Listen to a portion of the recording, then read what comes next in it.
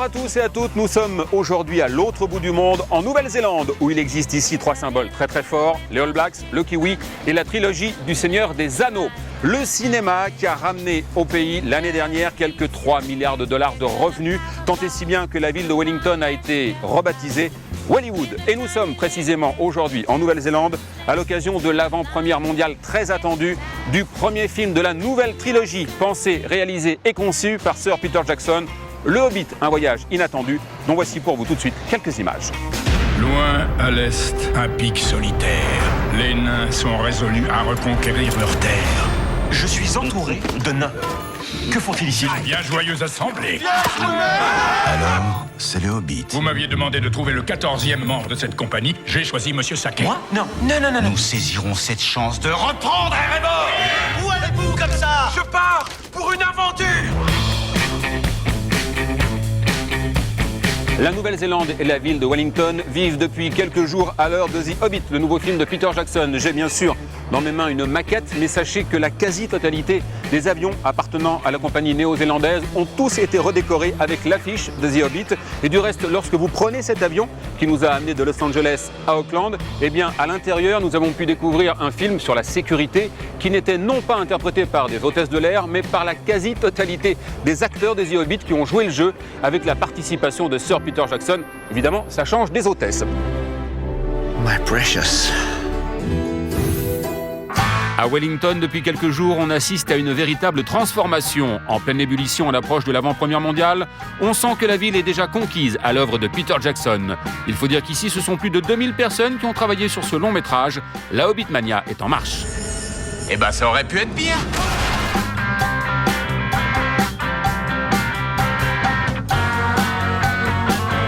Nous sommes dans le quartier où Peter Jackson concentre la partie de ses activités. À ma gauche, à quelques dizaines de mètres, Weta, sa société consacrée aux effets spéciaux. À ma droite, à quelques dizaines de mètres là encore, Stone, sa société de production. Et puis, juste derrière moi, Park Road Post Production. C'est ici même que Peter Jackson a terminé la post-production de son nouveau film The Hobbit. Eh bien, je vous propose sans plus tarder de retrouver justement le réalisateur néo-zélandais Peter Jackson avec quelques-uns des acteurs de The Hobbit. C'est parti. Pourquoi le semi-homme? Peut-être est-ce parce que j'ai peur et qu'il me donne du courage. Et si nous jouions au jeu des énigmes? Si le sac est terre, nous le mangeons tout entier. Entendu. Votre village est derrière vous. Le monde est devant.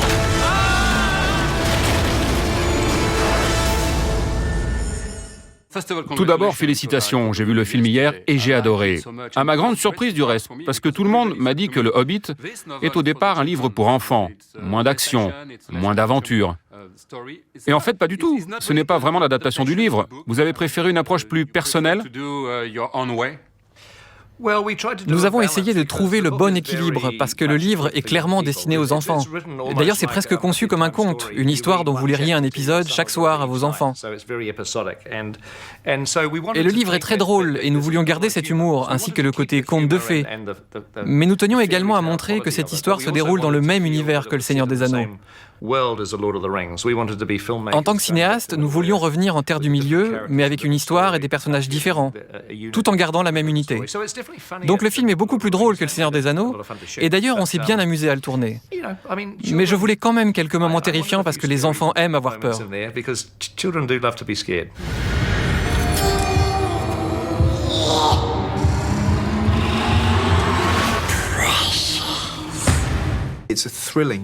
C'est un film palpitant. Effectivement, l'histoire a une réputation de conte pour enfants parce que c'est le premier livre que plein de gens ont lu à 10 ou 11 ans. Mais c'est un film plus familial que Le Seigneur des Anneaux. Il y a certains moments dans Le Hobbit assez terrifiants, excitants, dangereux, et puis l'action ne s'arrête jamais.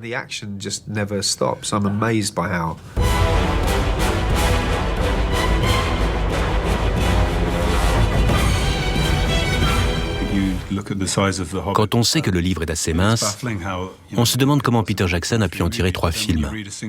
Mais quand on lit cette seule phrase « Un troll se bat avec un nain », on se dit qu'avec un tel réalisateur, ça peut aller au-delà de tout ce qu'on peut imaginer. Et c'est ce que j'ai ressenti en voyant le film pour la première fois. Une lame renommée, forgée par les hauts elfes de l'Ouest. mon clan.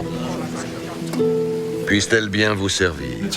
C'est un voyage extraordinaire et qui continue bien après la fin du film.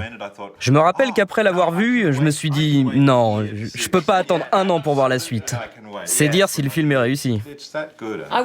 J'aurais aimé qu'il soit encore plus long. Elijah, vous aussi, vous avez été surpris? Oui, il a dépassé toutes mes espérances.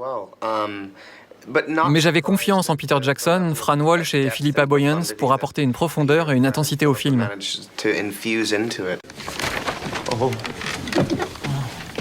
Paiement à la livraison jusqu'à concurrence d'un 14e de la totalité des profits s'il y en a. Oui, ça me semble honnête. La présente compagnie ne sera pas tenue pour responsable des blessures subies qui pourraient s'en suivre, y compris mais non limitées à des lacérations. Une éviscération. Incinération. Bilbo est un peu un aventurier malgré lui. Quand on le retrouve au début du film, sa vie est toute tracée et il en est heureux. Quand Gandalf et les nains lui demandent de l'accompagner dans cette aventure, il est réticent au départ, mais il finit par s'engager. Et à cette occasion, il apprendra tout et bien plus que s'il était resté dans le village des Hobbits. Il ne s'est jamais battu de sa vie et il se retrouve à tuer et éviter de se faire tuer. C'est le plus grand voyage qu'il puisse entreprendre dans sa vie et tout le monde le remarque d'ailleurs. C'est comme un four avec des ailes. De l'air, j'ai besoin d'air. Un éclair aveuglant, une douleur cuisante et pouf, vous n'êtes plus qu'un tas de cendres.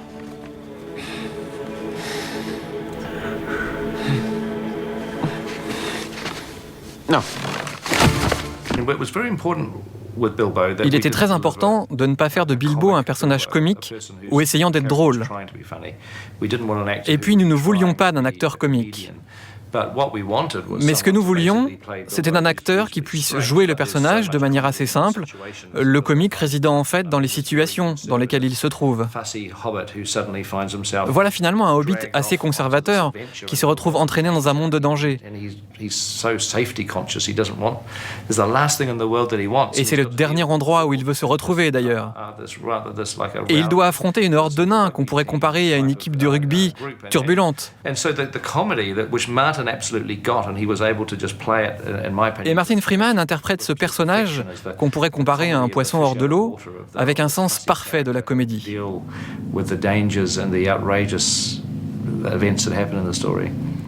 C'était un loup? Y a-t-il des loups dans le coin? Des loups? Non, il ne s'agit pas d'un loup.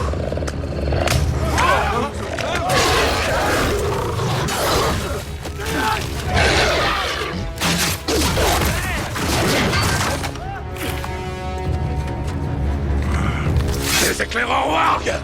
Ça veut dire qu'une bande d'orques n'est pas loin. Tout ce qui intéresse Thorin, c'est la conquête. Pour lui, c'est maintenant ou jamais. Lui et son peuple ont perdu leur terre natale, détruite par le dragon Smaug. Son père et son grand-père ont essayé de la reconquérir et ça a mal tourné. Son grand-père est mort et son père a disparu. Donc, s'il n'agit pas maintenant, ce sera trop tard et la lignée des Durin s'éteindra jamais. Donc, au début de l'histoire, il a cette énorme responsabilité sur les épaules et Gandalf le persuade d'aller voir Bilbo le Hobbit. Même si Thorin est très sceptique et pense que la stratégie de reconquête de Gandalf a peu de chances de réussir. À qui avez-vous parlé de votre quête, en dehors de votre clan? À personne. À qui l'avez-vous dit? À personne, je le jure. Au nom de Durin, qu'y a-t-il? Vous êtes pourchassé. Richard est d'une grande noblesse. Thorin est un personnage complexe, mais qui avant tout veut bien faire, et de tout son cœur. Mais il n'est pas très à l'aise avec cet énorme poids sur ses épaules, c'est-à-dire mener son peuple pour reconquérir leur terre. Oui,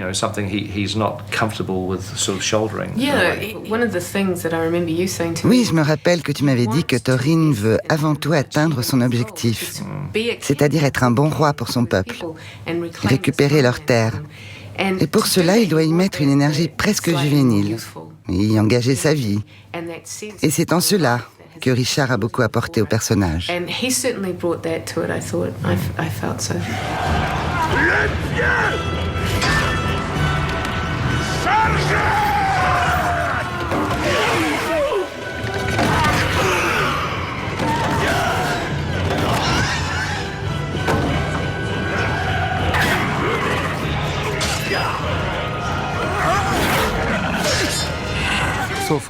Pour moi, ce film tire sa force finalement de ses personnages. Bien sûr, c'est un long métrage d'heroic fantasy avec plein de scènes de bataille, mais les personnages sont très forts, n'est-ce pas? Absolument. Et c'est ce qui fait la force de Peter Jackson également. Ces films ont toujours des personnages très marqués. Le voyage émotionnel de ces personnages est toujours au cœur du film. Et tout le monde est au service de ce principe. Il y a un équilibre incroyable dans ce long métrage. Ce qui m'a vraiment marqué dans ma collaboration avec Peter Jackson, c'est qu'il est aussi fasciné par ses personnages que par la technologie. Il veut repousser les limites respectives aussi loin que possible. Et c'est pourquoi Bilbo le Hobbit est devenu une trilogie. Tous les personnages ont la place de vivre et de s'épanouir. On peut vraiment en profiter. Et Peter Jackson a le temps d'explorer tous les aspects de ces personnages.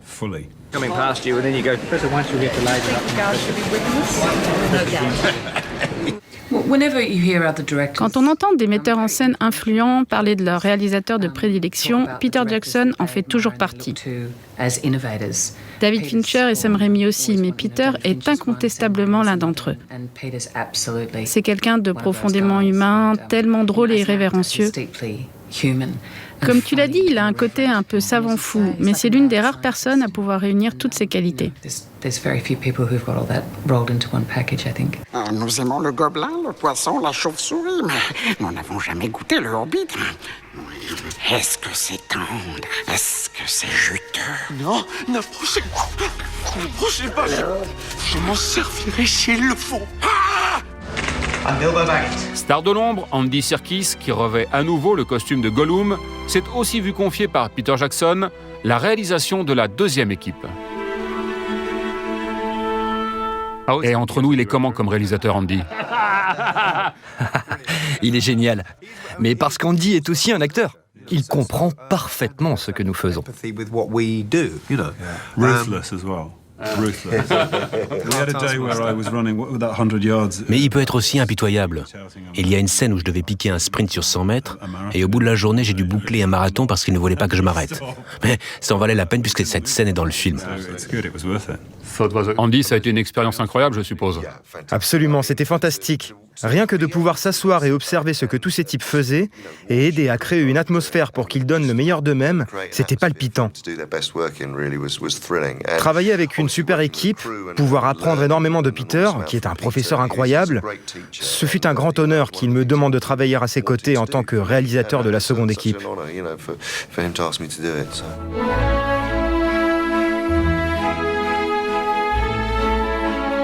Voilà, ça pourrait être Indiana Jones, mais on est bien en Nouvelle-Zélande. Et c'est précisément ici que Peter Jackson et ses équipes sont venus à de nombreuses occasions tourner des scènes de la trilogie du Seigneur des Anneaux et bien sûr du nouveau film The Hobbit. On est très précisément à 45 minutes de la capitale Wellington, dans une jungle, dans une forêt sublime qui s'appelle Riverdale. Et Peter Jackson et ses équipes sont venus à de nombreuses occasions tourner ici pour bénéficier de ces décors incroyables. C'est notamment là, ici, qu'a eu lieu le tournage du refuge des elfes. Et bien maintenant, regardez Peter Jackson, quand il tourne chez lui, ça donne ça.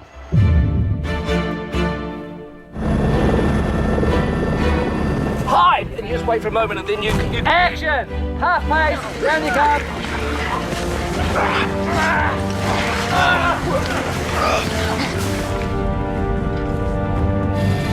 Du nord au sud, 40 lieux différents à travers tout le pays ont servi au tournage de ce nouvel opus.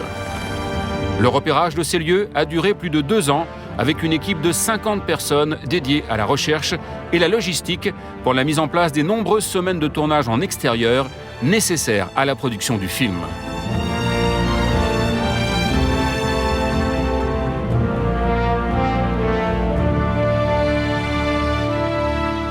Nous sommes toujours à Wellington, à quelques kilomètres de la capitale néo-zélandaise, dans un parc régional au lieu dit de Rivendell. Et je suis assis devant un arbre qui logiquement devrait vous dire quelque chose, car c'est devant ce même arbre que Orlando Bloom, dans la peau du personnage de Legolas, a posé pour l'une des affiches du film avec son arc.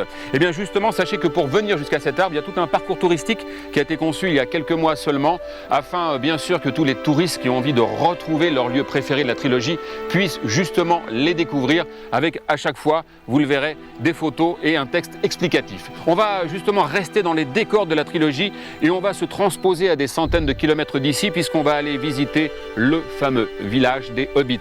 Une première fois créé par Peter Jackson en 98-99, entièrement cassé et puis reconstruit à l'identique en 2011. La bonne nouvelle, c'est qu'aujourd'hui, ce village de Hobbits, eh bien, vous pouvez le visiter. Quand on vous dit que la trilogie du Seigneur des Anneaux et The Hobbit est un revenu important pour l'économie néo-zélandaise, eh bien, en voici la preuve. Visite guidée pour vous du village des Hobbits avec l'interview d'étranges créatures. En même temps, l'étrange dans la trilogie... Allez, Poussin! Allez, ennuyez quelqu'un d'autre. Il y a déjà beaucoup trop de nains dans ma salle à manger. Et si c'est une andouille qui me fait une farce, je n'ai qu'une chose à lui dire. Elle est de très mauvais goût.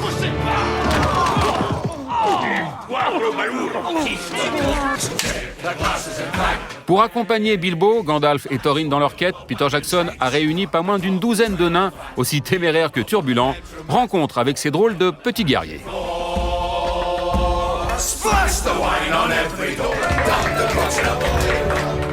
Nous étions une équipe très soudée et c'était très joyeux. Grâce à l'histoire où nous vivons plein de péripéties et où nous sommes pourchassés par plein de monde, nos liens se sont vite resserrés et nous nous protégions les uns les autres. Nous étions puissants et nombreux, et là où les nains sont très forts, c'est qu'ils savent se serrer les coudes quand ils se sentent menacés.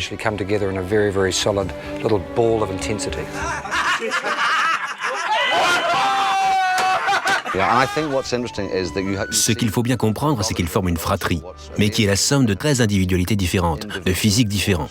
Quel défi de rassembler une telle équipe. Nous sommes une troupe et quel privilège ce fut de pouvoir travailler avec un réalisateur aussi talentueux que Peter Jackson. Et parce que c'est un formidable leader, il a su comment nous réunir pour qu'on crée des liens entre nous tous qui formions son équipe. Filez et Killy, pour vous servir. C'était vraiment marrant de jouer un personnage plus petit que soi. Mais tu n'es pas si petit, non? Ce n'était pas notre sort, mais celui de Peter Jackson. Nous, on arrivait le matin, on enfilait les costumes, on se faisait maquiller et on n'avait plus qu'à jouer. Dans la compagnie des nains, il y avait des gars de grande taille. Certains faisaient plus de 1m80. Oui, c'est simplement une question d'illusion.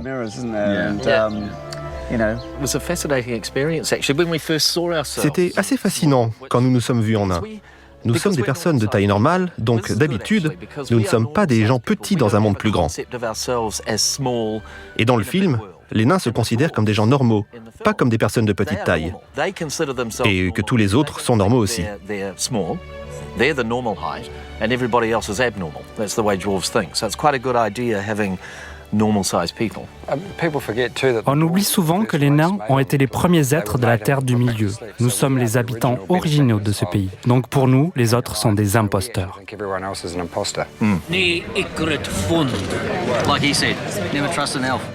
Après sa reconstruction pour le tournage de la nouvelle trilogie du Hobbit en 2011, le propriétaire du village s'est associé avec les équipes de Peter Jackson et les héritiers de J.R.R. Tolkien pour que ce lieu puisse être maintenu et ne jamais être détruit. Roy Tolkien, le petit-fils, nous a livré ses sentiments sur cette incroyable aventure.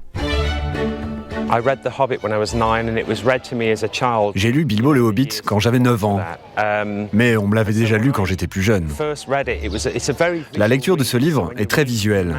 C'est bien que lorsque vous le lisez, vous imaginez très facilement ce qu'il se passe. Donc quand vous arrivez dans un lieu comme celui-ci, ce n'est que la concrétisation de ce que vous aviez en tête pendant la lecture. Ça n'aurait pas pu être mieux que ce qui a été fait ici. Tout est parfait. Le cadre, la campagne, les fermes. Quand vous regardez autour de vous, il n'y a aucune structure faite par l'homme. Pas de poteau de téléphone. C'est un paysage parfaitement intact, totalement préservé. On est vraiment au village des Hobbits, dans la comté.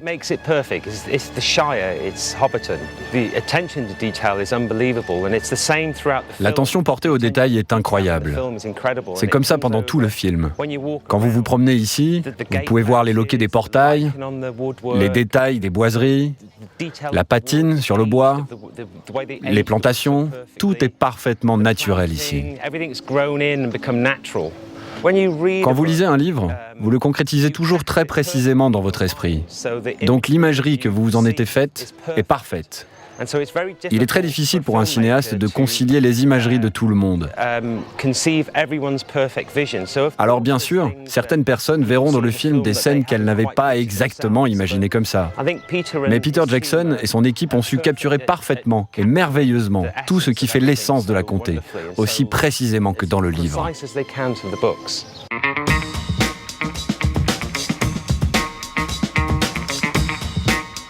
Nous sommes toujours à Wellington, en Nouvelle-Zélande, avec dans un instant pour vous l'avant-première mondiale du film très attendu réalisé par Peter Jackson, Le Hobbit, un voyage inattendu, long métrage qui fait partie d'une trilogie qui s'annonce d'ores et déjà spectaculaire et grandiose. Dans un instant donc pour vous l'avant-première, le film sortira en France le 12 décembre prochain. On y est bien sûr, soirée de gala, avec sur le tapis rouge Sir Peter Jackson, Martin Freeman, Cate Blanchett ou bien encore Elijah Wood. C'est parti. 28 novembre 2012, plus de 100 000 personnes assistent au tapis rouge de plus de 500 mètres de long. Personnellement, j'en avais jamais vu un aussi grand. La Nouvelle-Zélande m'a toujours soutenu depuis des années. C'est ici que je vis, c'est ma terre natale, donc voici ma foule natale. C'est toujours un plaisir de pouvoir jouer à domicile. Il n'y a pas d'autre endroit pour faire ce film. La Nouvelle-Zélande est devenue la terre du milieu. Le film n'aurait pas pu se tourner ailleurs. La mentalité des gens et la façon dont se font les films ici, ça se retrouve sur l'écran. Regardez tous ces gens, regardez!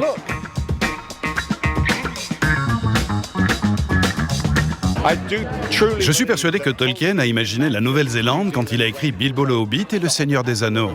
Je crois que Tolkien approuverait complètement ce que les cinéastes ont fait de son livre. Je crois qu'il serait sidéré par les technologies qu'on a utilisées pour donner vie à sa vision et à ses merveilleuses histoires. Je crois qu'il aurait aimé, parce que Peter aime et protège le Hobbit, plus que personne d'autre. Peter Jackson et Fran Walsh sont les plus grands fans du livre. Donc ils ont voulu rester autant qu'ils le pouvaient, parfaitement fidèles au livre et aux personnages. Le truc, c'était d'abord d'offrir aux gens leur scène préférée, parce que tout le monde aime ce livre. Mais nous avons aussi voulu leur réserver quelques surprises. Peu importe le nombre de fois où vous l'avez lu, vous serez quand même surpris.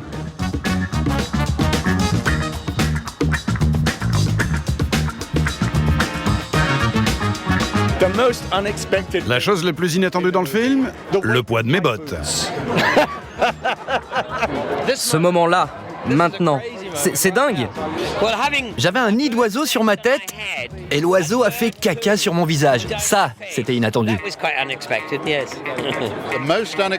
La chose la plus inattendue pour moi, ce fut de voir Stephen Hunter, l'acteur qui joue le nain Bombur, porter sa prothèse sans aucun autre costume. C'était terrifiant. La chose la plus inattendue dans le film, c'est quand je suis arrivé pour reprendre mon rôle de Gollum, Peter m'a demandé de diriger la seconde équipe. C'était seulement 1 mois avant le début du tournage et je ne devais rester que 2 semaines. Et il m'a demandé de rester pendant 1 an et demi. Peter, c'est Peter qui était inattendu. Il a tellement les pieds sur terre. Je suis très content d'avoir tourné ce film à la vitesse de 48 images secondes, ce qui est une nouvelle façon de voir les films et qui apporte une précision et une finesse incroyable à l'image. Je ne sais pas comment le public va réagir, mais ce sera intéressant à observer. It's nice to be back, isn't it? Yes.